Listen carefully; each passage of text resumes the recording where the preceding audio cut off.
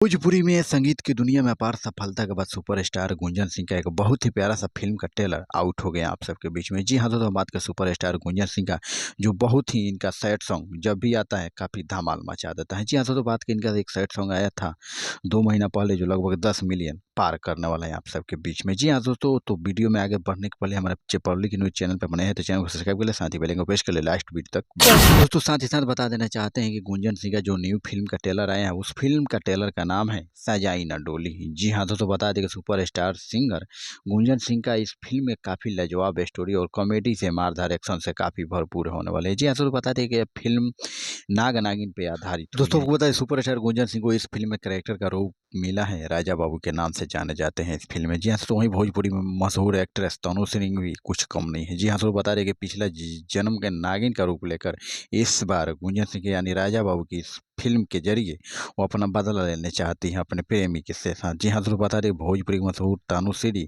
काफ़ी इसमें एक्टिंग या जलवा बिखरते हुए आपको नजर आएंगे। जी हाँ, तो बता दें कि इनका पिछला जोड़ी के कारण, बिछड़ जाने के कारण ये राजा बाबू और उनके दोस्त को काफ़ी परेशान करते हुए नजर आएंगे। तो दोस्तों आखिर देर की इस बात की, यहाँ फिल्म का ट्रेलर आउट हो चुका है आप सबके बीच में, तो जाकर इस फिल्म का ट्रेलर का एक बार जरूर आनंद लीजिए। तब तक हम फिर से मिलते हैं अगले वीडियो में।